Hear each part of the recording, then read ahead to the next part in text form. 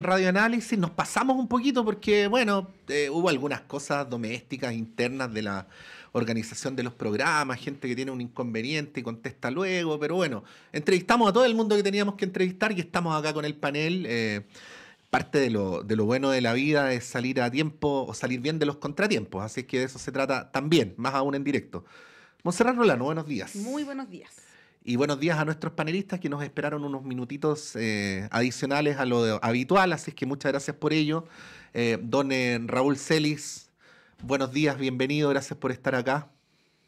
Buenos días, Patricio. Buenos días, Montserrat. Y ya saludaré a la próxima invitada. Sí, pues Teresa Valdestere, bienvenida, muchas gracias por estar acá. Hola, muchísimo gusto y saludo también a Raúl. Sí, saludos, bienvenidos para ambos. Estos últimos días han estado bien marcados por no solamente política interna, sino que también política internacional y cuestiones que están a medio camino de ambas, ¿no?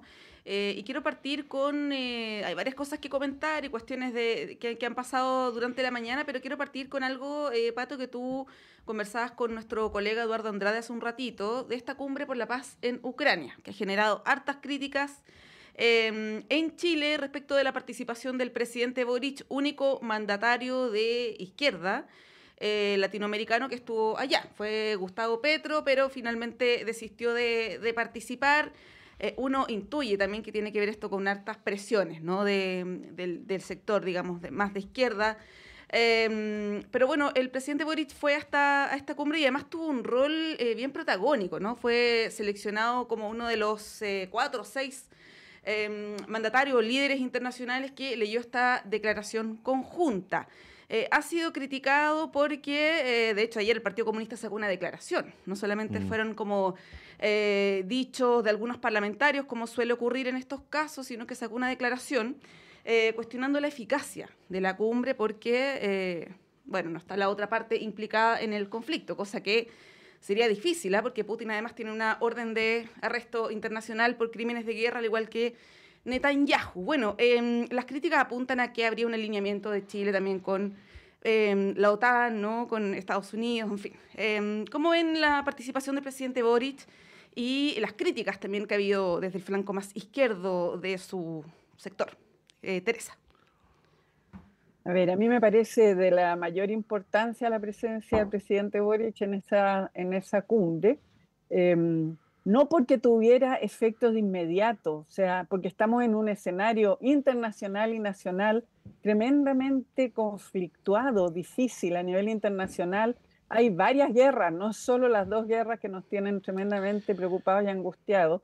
Y hay un tema de afirmar la importancia de la paz, afirmar la importancia de los acuerdos internacionales, afirmar la vigencia, digamos, de los derechos humanos, una cuestión clave, es para ahora y para siempre. Entonces a mí me parece de que el estar presente y desde acá del fondo del mundo, desde Chile, decir nosotros estamos comprometidos y vamos a seguir en esta línea, aun cuando es evidente de que no era un espacio de negociaciones, un espacio de decir el mundo está atento, el mundo va a seguir, digamos, pendiente de cómo se desarrolla, digamos, algo que es absolutamente contrario a lo que hemos avanzado. Cuando uno recuerda y revisa, ¿no es cierto?, lo que pasó con la Primera y con la Segunda Guerra Mundial, y uno se pregunta y mira, ¿por qué llegamos, digamos, a tener una convención? ¿Por qué llegamos a tener, ¿no es cierto?, una Declaración Universal de los Derechos Humanos? ¿Por qué llegamos a una estructura internacional de Naciones Unidas, etcétera, etcétera?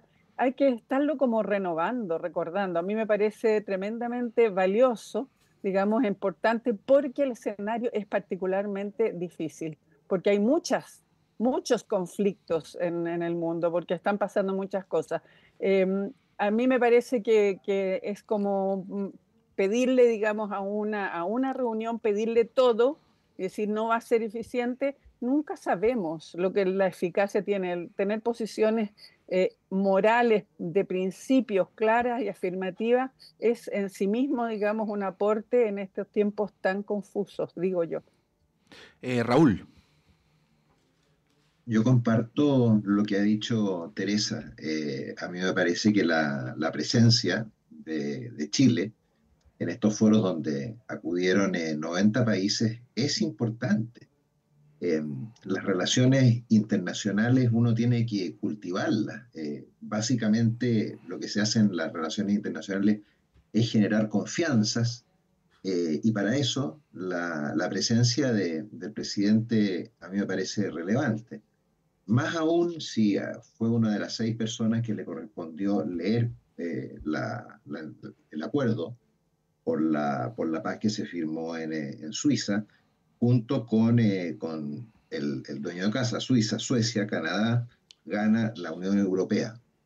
Eso demuestra un poquito el nivel de los países que lo firmaron. Es cierto que éramos los únicos de Sudamérica, me parece que lo firmamos. Argentina también la Sí, firmó. sí, Sí, Argentina Uruguay también. también.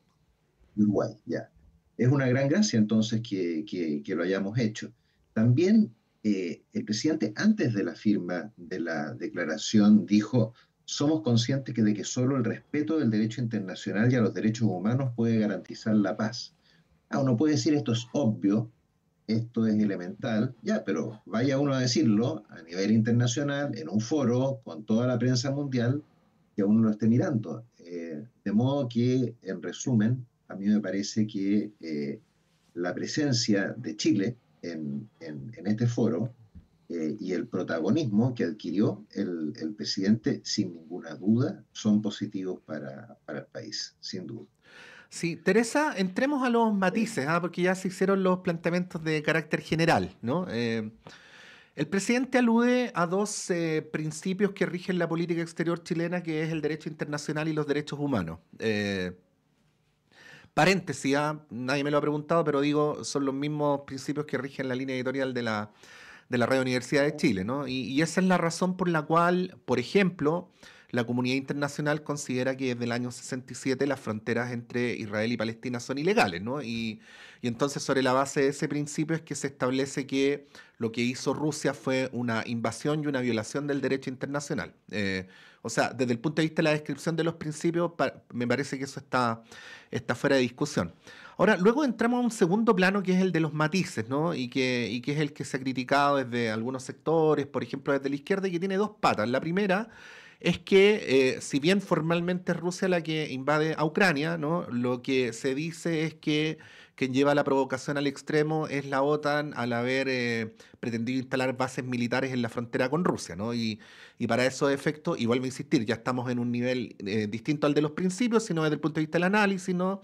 Algunos analistas ponían el ejemplo de la crisis de los misiles en la década del 60, donde efectivamente el gesto de la Unión Soviética de poner ojivas nucleares en Cuba se tradujo en la crisis que todo el mundo conoce. Y un tercer factor, que es que cuando el presidente dice esto no es porque nos caiga bien el señor Zelensky, hay quienes en contraste señalan que el presidente muestra un interés en aparecer cercano a Zelensky, no solamente en esta cumbre, sino en otros encuentros donde tú has visto, Teresa, que aparecen fotografiados, incluso han propiciado reuniones, en un contexto donde el líder ucraniano tiene como inspiraciones históricas y también políticas a referentes que pertenecen a lo que en cierto momento fue el nazismo, ¿no? Y por eso te digo que quise ser lo más preciso posible con las palabras de que, habiendo ido después de la definición sobre los principios, pasemos al tema del análisis político y de los matices, ¿no? Y ahí, bueno, la pregunta es si estando bien los principios es necesario ir tan allá como parece haber ido, ¿no? ¿Cuál es tu mirada al respecto? A ver, pienso que todo es interpretable. Ujú. Efectivamente, todos y cada uno de los gestos es interpretable en un sentido o en otro. Entonces, que la historia y la trayectoria de Zelensky obviamente que nos tiene a todos así un poquitito alerta, pero los hechos son de que Rusia efectivamente invadió y eso es demasiado determinante. Entonces, tú dices, ¿cuáles sutilezas puedes, digamos, establecer cuando efectivamente Rusia invadió a Ucrania? Ujú. Y porque además también uno puede mirar la historia de Putin y miremoslo, en cuál Mm. gobierno va el número no sé cuánto. Mm. Entonces, todo es interpretable. A mí me parece de que hay un hecho que no se puede aceptar, que es la invasión, que es exactamente lo que estamos criticando en el caso de Israel con Palestina. Entonces, Ujú. hay un tema de coherencia, de consistencia, ¿Qué es lo que tú miras para el conjunto, para las generaciones futuras y para todo? Son hechos muy graves, muy graves. Entonces, las interpretaciones, y que si la OTAN, que si Estados Unidos, todo eso efectivamente son temas que se pueden examinar y considerar y ver qué se hace frente a ellos, pero no se puede aceptar, digamos, la invasión. Y eso es lo que pasó con la Segunda Guerra Mundial, y eso es lo que pasó, o sea, son datos, son hechos demasiado graves. Entonces, las sutilezas y las, digamos, análisis de los otros temas pasan a ser secundarios. Eso es mi visión. Ujú. Sí, ahora la política exterior de nuestro país es una política de Estado, ¿no? Que Ujú. se mantiene una continuidad y bueno, y el presidente Boric también ha dado cuenta de eso. Se le ha criticado también por un supuesto excesivo personalismo. Hay una columna de Manuel Mansuy el fin de semana donde habla del canciller invisible, ¿no? Que en el fondo el presidente le estaría compitiendo en su rol como canciller o encargado de las relaciones exteriores, digamos, que Mm. sabemos que el presidente es el que las encabeza de todas maneras. Dicho eso, lo de la política de Estado, igual llama la atención estas constantes críticas desde el propio oficialismo a la política exterior del país, ¿no? Y lo hemos visto harto a propósito de la gira y de algunas menciones que ha hecho el presidente Boric a Venezuela, ¿no? Y en el pasado también respecto de otras situaciones de países latinoamericanos, en fin. ¿Cómo se ve eso, Raúl, la crítica, ¿no? Y voy a mencionar solamente un extracto muy breve que además es compartido por redes sociales por la diputada Carmen Hertz del Partido Comunista, una columna de Miguel Launer en El Siglo. Él es un destacado, además, militante del Partido Comunista. Estoy verdaderamente consternado por la orientación de la política exterior de mi presidente, alineado con una causa tan injusta como peligrosa para el futuro de la humanidad. Lo hacía en referencia también a este apoyo a Zelensky. ¿Cómo ves, Raúl, estas críticas constantes que recibe el presidente sobre la política exterior desde su propio sector? ¿Crees que tiene algún impacto o es algo, digamos, menor? ¿Cómo lo ves? A ver, en primer lugar, respecto de la columna de Daniel Mansuy, eh, a mí me parece que la intervención del presidente en materia de relaciones exteriores ha sido positiva. Ha sido positiva frente a un canciller que lamentablemente se ve demasiado pasivo. No sé, probablemente hablemos después del conflicto con la base Mm. argentina o las declaraciones del fiscal general de, a propósito del problema con el teniente venezolano que fue asesinado, o a propósito en fin, de diversos temas donde uno ve que el presidente, el canciller dice, no, no le demos importancia, no, si estábamos en conocimiento, pero es un error. El presidente ha sido mucho más categórico, de Mm. manera que a mí no me incomoda, al revés, creo que ha sido positivo que supla a un canciller que ha estado demasiado pasivo, ausente en sus declaraciones. Que reciba críticas el presidente por parte del Partido Comunista no me extraña. Aquí hay un hecho donde que es evidente, la invasión de Rusia a Ucrania, por mucho que intenten justificarla por actos ocurridos con anterioridad, es un hecho de enorme impacto. A mí me tocó estar en Austria y en Praga y en Hungría poco después de la invasión. Los actos que habían de juventudes en contra de la invasión, take your hands off, le decían of Ukraine. Ukraine. Y, en fin, es un acto de la mayor gravedad. Y si uno tolera y se va a la Segunda Guerra Mundial, por ejemplo, como bien dijo Teresa, la pasividad de los países, la ingenuidad de los aliados posteriores, claro, en buena medida animaron a Hitler para hacer todas estas operaciones rápidas de invasiones a los países fronterizos de Alemania, justamente confiado en que no se iban a atrever, no iban a reaccionar. Por lo tanto, que parte de la coalición, que sabemos que es una coalición, la de gobierno, una coalición mixta, donde hay sectores que podríamos llamar más cercanos al socialismo democrático y otros más a la izquierda. No me extraña que critiquen al presidente de la República, pero no critiquen la invasión de Rusia, no critiquen al gobierno de Venezuela, no critiquen al gobierno de Cuba, etc. O sea, creo que los estándares democráticos de una parte de la coalición son muy distintos a los que hoy día está demostrando el presidente. Bueno, este es un tema que qué duda cabe va a tener continuidad, tanto a nivel latinoamericano como a nivel chileno, digo, más allá del hecho mismo, ¿no? Que es la guerra. Por lo tanto, vamos a estar atentos también a las derivas que tenga. También está la pregunta sobre el desempeño del canciller. Hay distintas apreciaciones sobre aquello, ¿no? Lo que algunos juzgan como debilidad, otros juzgan como prudencia. Bueno, en fin, es el juego de la política. Vamos a ir un breve alto y a la vuelta vamos a continuar con los varios temas de discusión que tenemos hoy día, algunos de los cuales ya habían sido anunciados por Raúl Celis. Vamos y volvemos.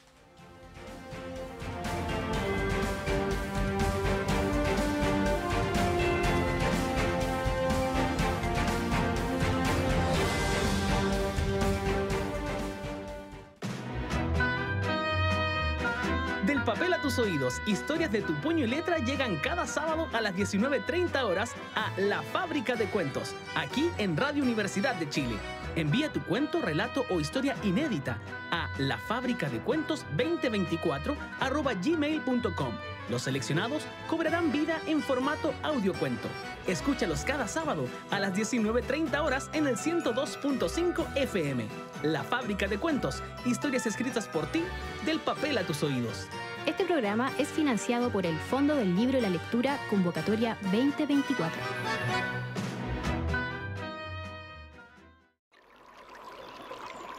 Aguas Trayén o Cascada en Mapudungún es la mejor agua purificada con tecnología de última generación. Para más información, visite su página web www.aguastrayen.com.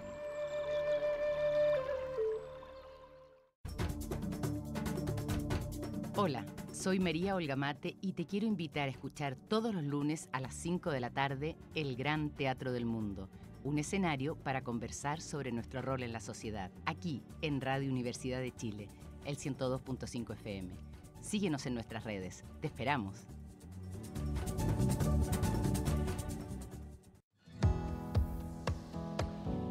¿Pensabas que la sexualidad era solo cosa de jóvenes? Las Vueltas de la Vida, un programa que desafía los estereotipos y nos invita a explorar la sexualidad en las personas mayores. Hola amigos y amigas, soy Johnny Acevedo Ayala, profesor asociado de la Facultad de Medicina de la Universidad de Chile, y les invito a escuchar cada martes a las 11 de la mañana Las Vueltas de la Vida, sexualidad de las personas mayores. Prepárate para una mirada sincera y reveladora sobre un tema que nos concierne a todos y todas.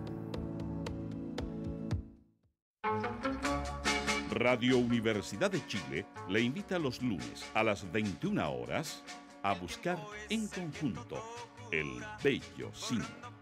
Una conversación musical para encontrar las buenas señales, para volver a creer en un país digno, para buscar un mejor destino, para buscar un bello cine. Un programa creado y conducido por Argos Geria. Bello Cine, lunes a las 21 horas en la radio que piensa. Estás escuchando Radio Universidad de Chile, la emisora insignia de la música chilena, reconocida como radio fundamental por la SCD 2024.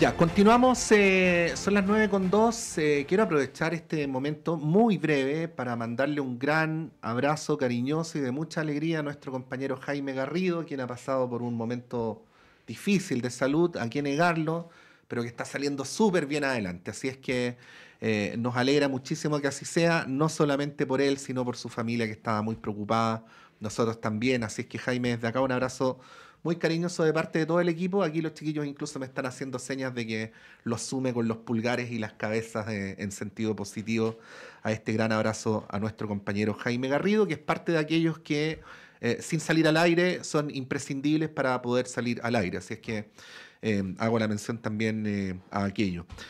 Bueno, para darle continuidad, Raúl, Teresa, si les parece, a lo que veníamos hablando, que son estos asuntos que tienen que ver con la política exterior, está este tema de la base, ¿no? Argentina en territorio chileno. Que si uno va a lo concreto, estamos hablando de algunos metros, no Sí, más. son poquitos metros. Y claro, es lo que se le olvida a veces a algunos con mentalidad centralista, que lo que desde el centro se ve como una frontera, en un determinado lugar es una situación como indefinible un lado del otro. Pero eso obviamente, también siguiendo la argumentación de Raúl, no debe llevar a conclusiones cándidas, ¿no? El gobierno argentino no puede ignorar cuáles son las fronteras y al mismo tiempo en las intrincadas coordenadas geográficas del extremo sur de nuestros países, a veces 30 metros hacen mucha diferencia para efecto de las paralelas y todo eso por el estilo. Bueno, esto además en un contexto particular de la política interior argentina y que inevitablemente tarde o temprano se iba a volver a un asunto más directo de la relación con Chile, ¿no? Bueno, ahí Teresa quería preguntarte cómo lo ves y si quieres referirte a la mención que hacía Raúl al desempeño del canciller. Esta es la oportunidad porque después ya vamos a volver a temas más estrictamente nacionales.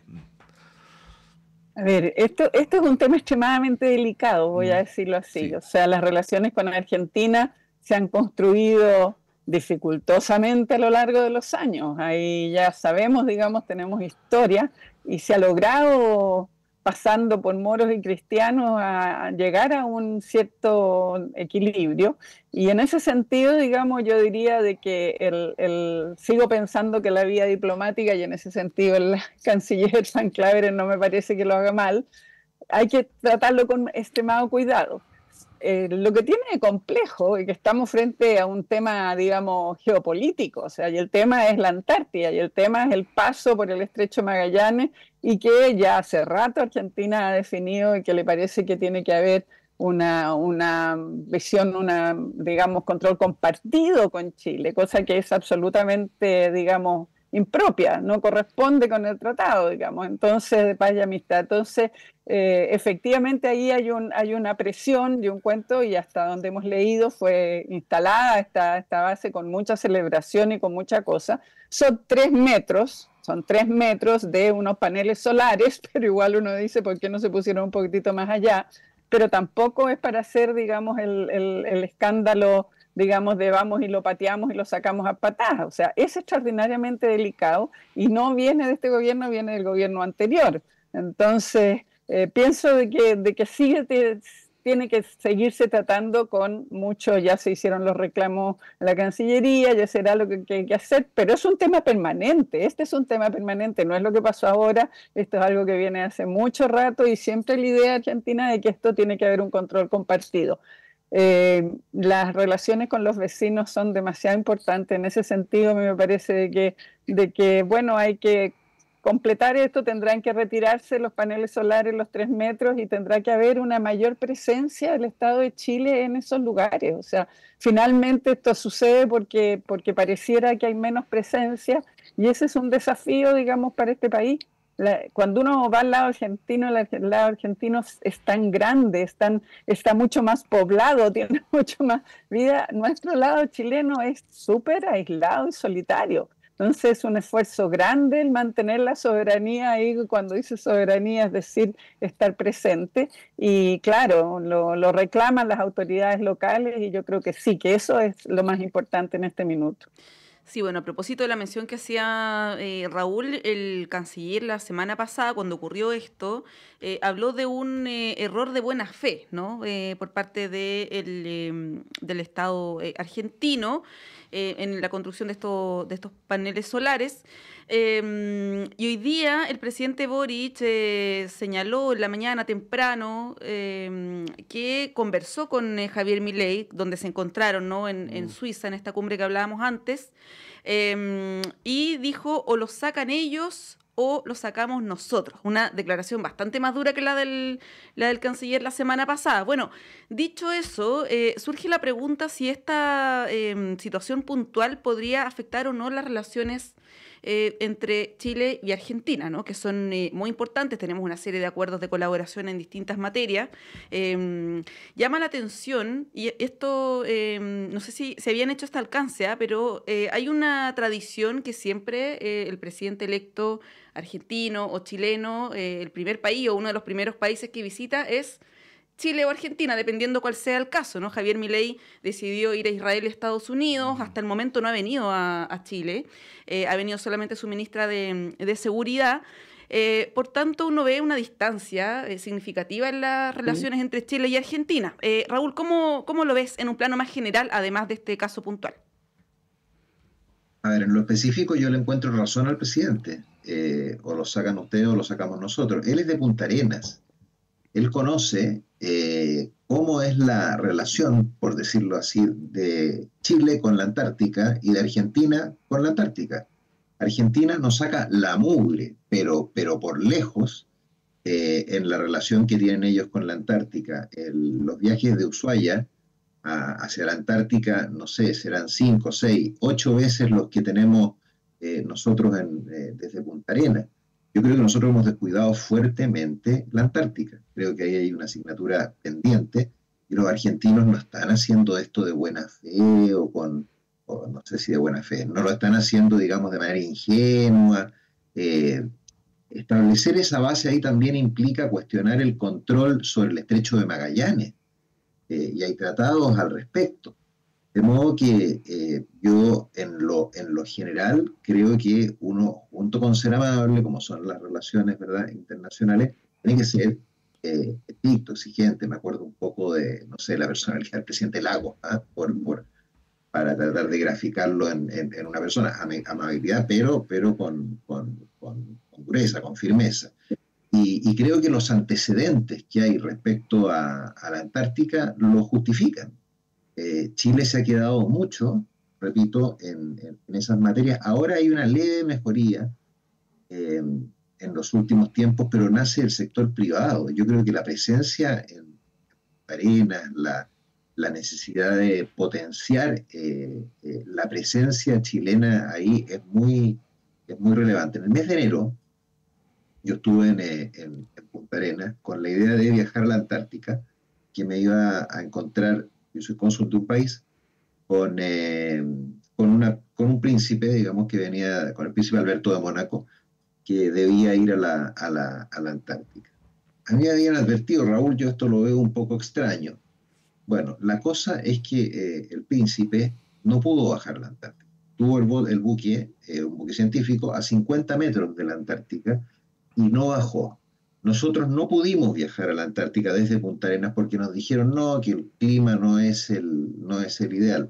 Yo siempre pensé que detrás de eso estuvo la oposición argentina, porque me llamaban desde la Antártica diciendo que tenían izada la bandera chilena, que iba a ser prácticamente un acto del gobierno chileno que iba a ser muy mal visto por los otros países.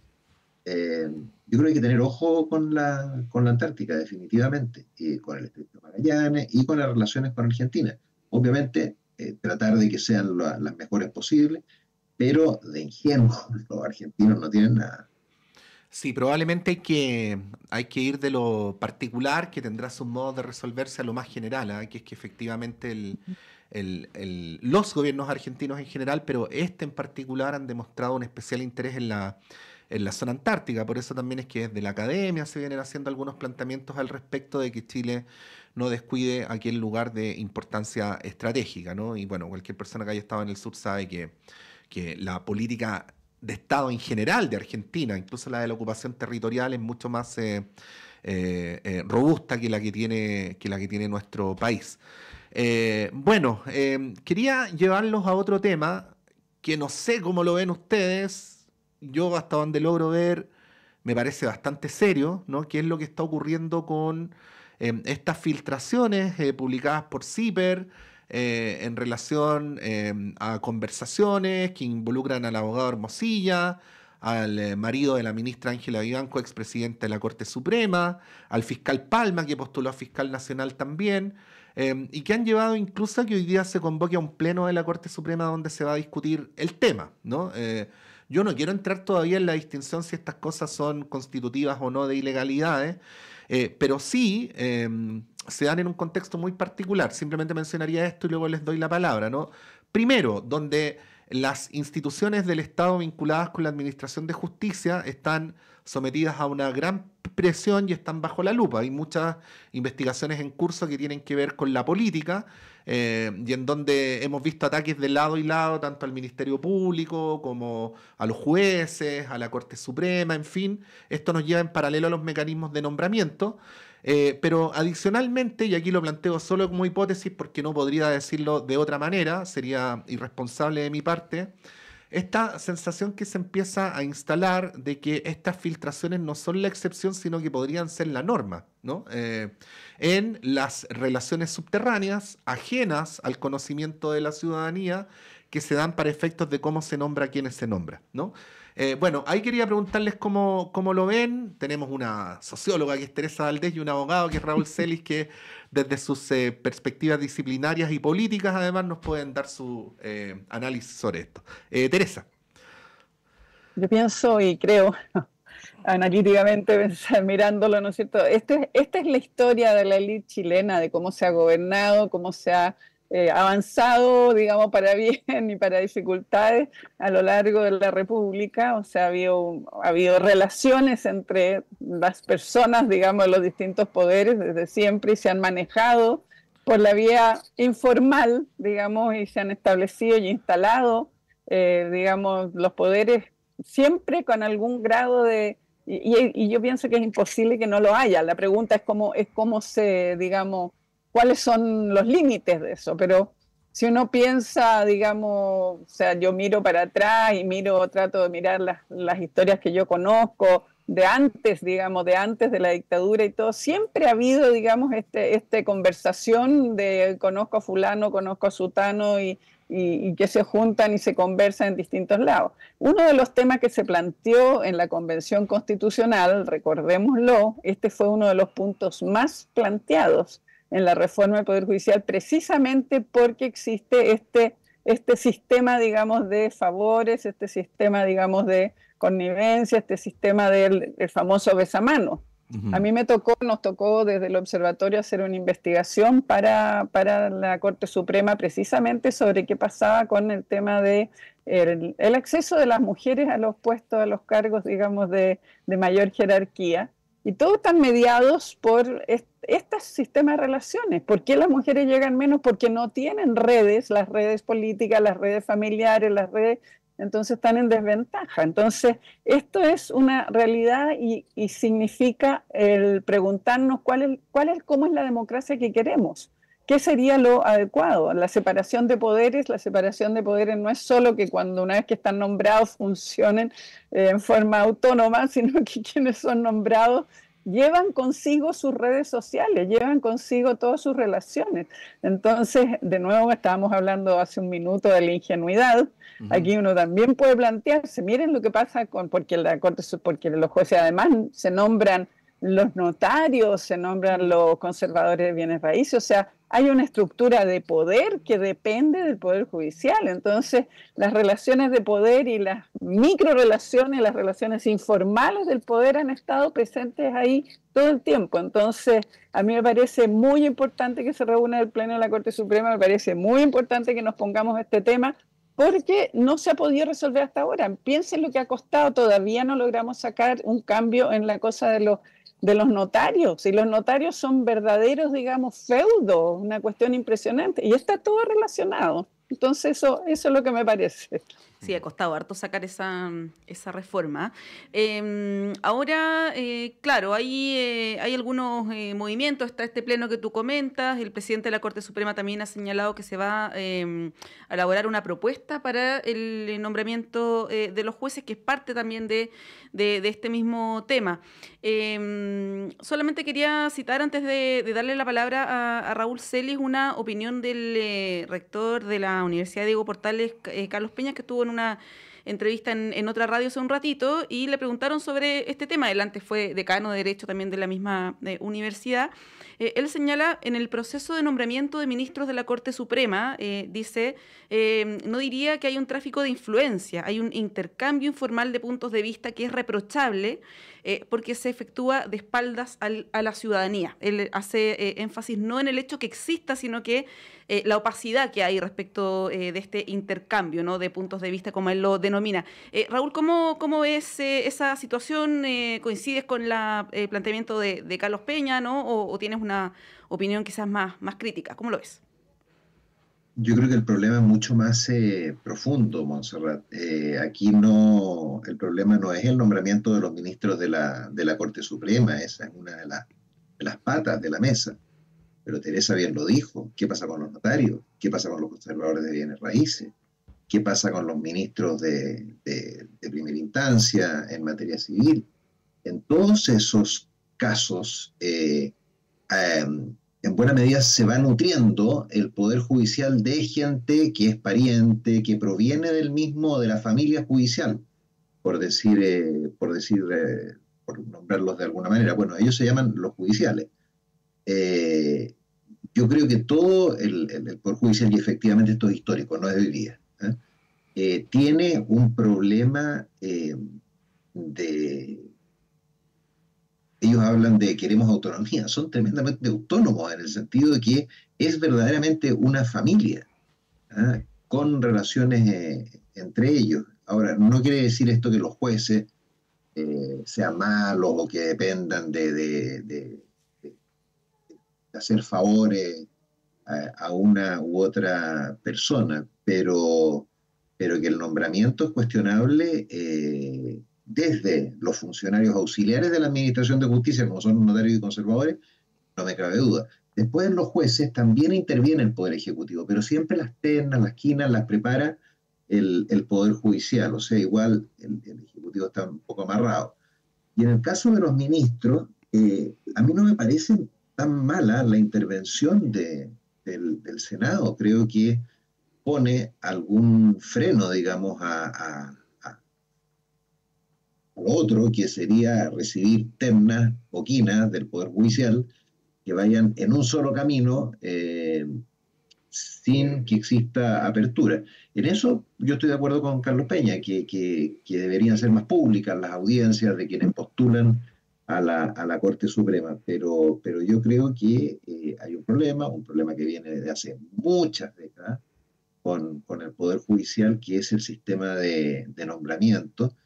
Quizás también uno podría preguntarse hasta qué punto, y de favores recíprocos, hasta qué punto tiene sentido que el mismo Poder Judicial se encargue del nombramiento de los notarios y de los conservadores. Sí. Hace muchos años el expresidente Piñera quería presentar un proyecto sobre los notarios y conservadores. Yo le mandé uno. Le mandé uno cuando era el senador.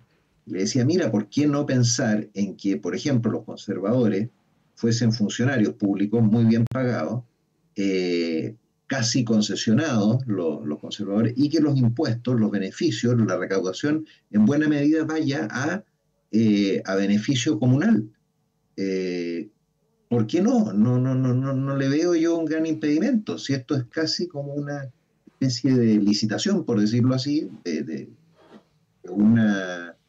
un cargo muy, muy bien pagado. Y así sucesivamente uno puede pensar que esa regla puede aplicarse respecto de los notarios públicos también, especialmente de los conservadores. Sí. Eso no quiere decir, para cerrar, porque la mitad de mis compañeros de curso son jueces, o son juezas, porque son casi todas mujeres, mis ex compañeros de curso. Eso no quiere decir que yo esté cuestionando la labor de los jueces.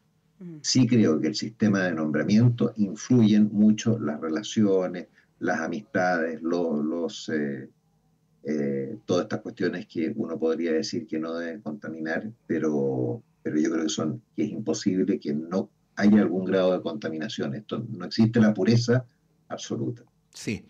Volvemos al punto. Una cosa es que no exista la pureza porque es consustancial a las relaciones humanas, y otra es que eventualmente sea la norma, ¿no? O la fuerza que opera subterráneamente por encima de las formalidades.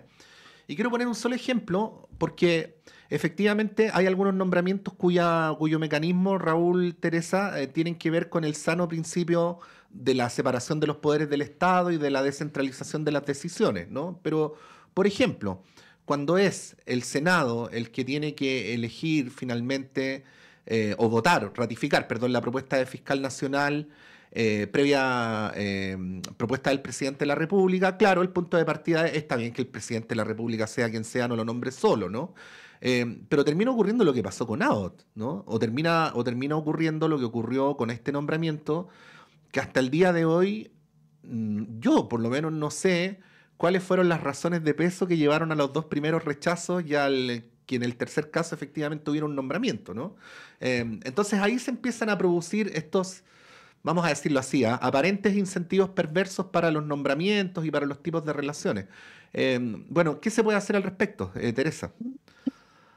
Yo creo que no hay un sistema perfecto, o sea, porque esta idea de que sean elegidos democráticamente, o sea, los distintos sistemas, por lo menos en América Latina, no han dado, digamos, buenos resultados, más bien situaciones muchísimo más graves en cuanto porque cómo entra, digamos, no es solo la separación de poderes, sino que cómo lo sacas de la coyuntura. Precisamente los casos que tú señalas se someten a la tensión política del momento, ¿no es cierto? Entonces, porque lo presentó Boric, entonces lo rechazamos, porque lo presentó tal, entonces hay un tema de gallito del escenario político presente, y toda la idea, digamos, de la importancia que tiene para el futuro, ¿no es cierto?, el nombramiento de autoridades como es el fiscal, se pierde, digamos, porque entramos a otra, y también a cálculos de poder. Entonces, no hay un sistema perfecto, pero a mí no me parece malo el sistema chileno,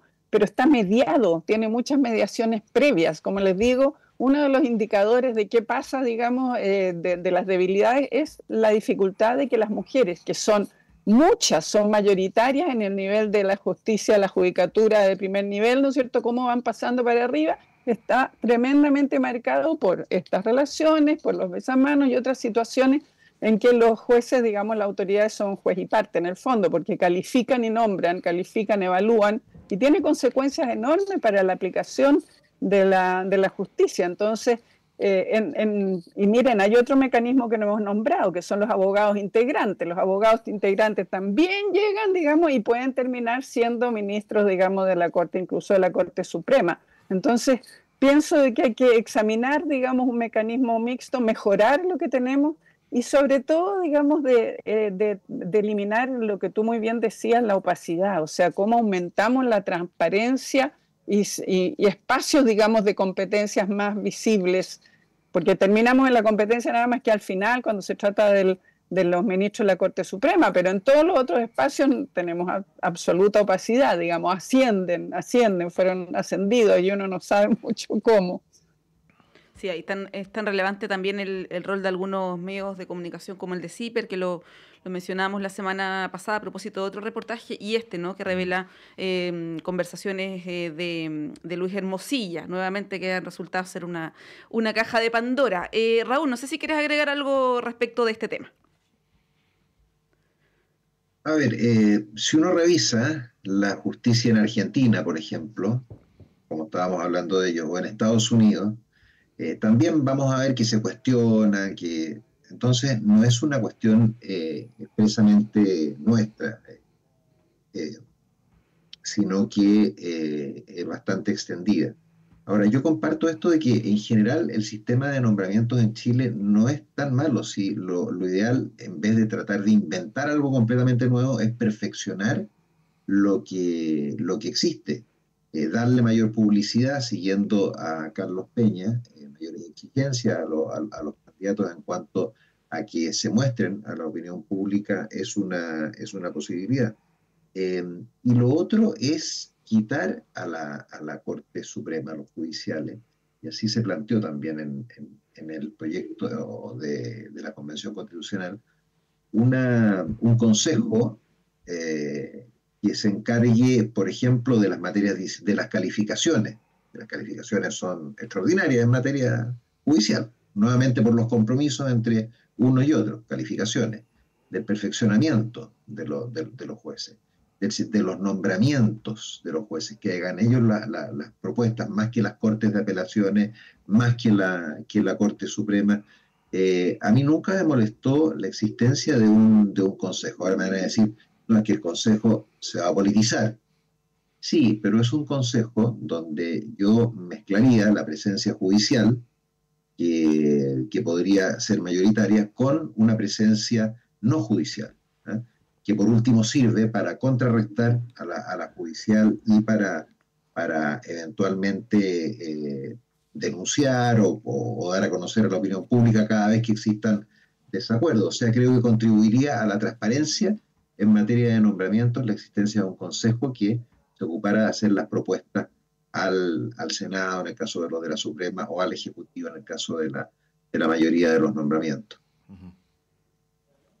Sí, bueno, tenemos que cerrar ya esta parte de radioanálisis. Todos estos temas que estamos conversando van a seguir desarrollándose durante la semana probablemente, ¿no? Muchas gracias, Raúl Celis y Teresa Valdés, por acompañarnos y que tengan una excelente semana entrecortada ahí con el feriado del día jueves que está entre medio. Muchas gracias. Muchas gracias a ustedes. Que estén muy bien. Gracias a ustedes, gracias a todos. 9:29, hacemos un breve corte con Patricia.